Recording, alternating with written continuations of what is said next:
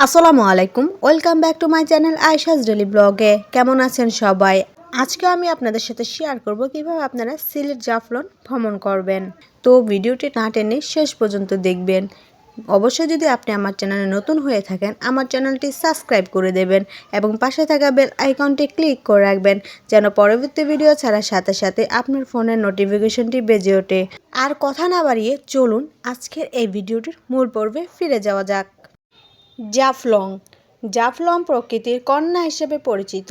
সিলেট জেলার দর্শনীয় স্থানের মধ্যে জাফলং সবার পছন্দ। পাথরের উপর দিয়ে বয়ে চলা পিয়াইন নদীর স্বচ্ছ পানিধারা, ঝুলন্ত ঢাউকি ব্রিজ, উঁচু উঁচু পাহাড়ে সাদা মেঘে খেলা জাফলংকে করেছে অনন্যা। এক এক ঋতুতে জাফলং এর এক এক রূপ দেখা যায়, যা পর্যটকদের সারা বছরই ভ্রমণের জন্য আগ্রহী করে রাখে। জাফলং যাওয়ার উপায়। জাফলং যেতে হলে আপনাকে আসতে হবে চায়ের দেশ সিলেট। দেশের নানান প্রান্ত থেকে নানান উপায়ে সিলেট আসা যায়। ঢাকা থেকে বাস, ট্রেন ও আকাশপথে সিলেট যাওয়া যায়। ঢাকা থেকে সিলেট। ঢাকার ফকিরাপুর, গাবতলী, সায়েদাবাদ ও মহাখালী বাস টার্মিনাল থেকে সিলেটগামী বাস ছেড়ে যায়। এদের মধ্যে Green Life, Unique, S Alam, Ena, Shyamoli ও লন্ডন এক্সপ্রেস বাস অন্যতম। এসি বাস জন প্রতি ভাড়া ১৪০০ থেকে ১৫০০ টাকা, নন এসি ৬৮০ থেকে ৭৫০ টাকা। ঢাকা থেকে সিলেট দূরত্ব ২৩৫ কিলোমিটার এবং বাসে করে সময় লাগে ৬ থেকে ৮ ঘন্টা। ঢাকা থেকে সিলেট যেতে চাইলে কমলাপুর অথবা বিমানবন্দর থেকে উপবন, জয়ন্তিকা এবং কালনী এক্সপ্রেস দিয়ে যেতে পারেন। টিকিটের মূল্য ৩৭৫ থেকে ১২৮০ টাকা পর্যন্ত। সময় লাগে ৬ থেকে ৭ ঘন্টা। আর ঢাকা থেকে সবচেয়ে দ্রুত সময় সিলেট যেতে চাইলে আকাশপথ বেছে নিতে পারেন। বিমান বাংলাদেশ ইউএস বাংলা বিমানের টিকিটের মূল্য ৩৫০০ থেকে ১০,০০০ টাকার মধ্যে হয়ে থাকে। চট্টগ্রাম থেকে সিলেট। চট্টগ্রাম থেকে গ্রিন লাইফ, এনা, লন্ডন এক্সপ্রেস সহ বেশি কিছু বাস সিলেটে যায়।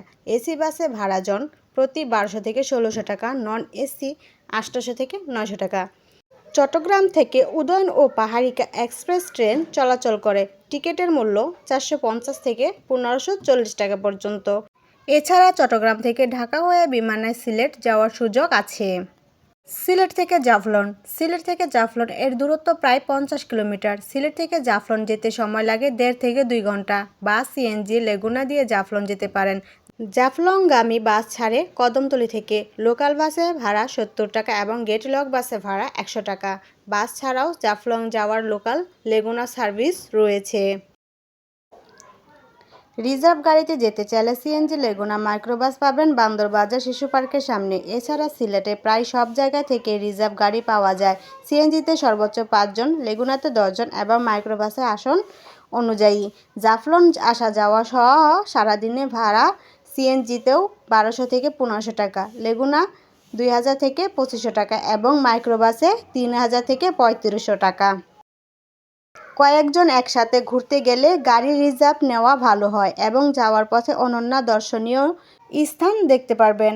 আর পিকনিক কিংবা পরিবার নিয়ে গেলে বাস বা প্রাইভেট কার নিয়ে সরাসরি জাফলং যেতে পারেন। বর্তমান জাফলং রোড বেশ ভালো।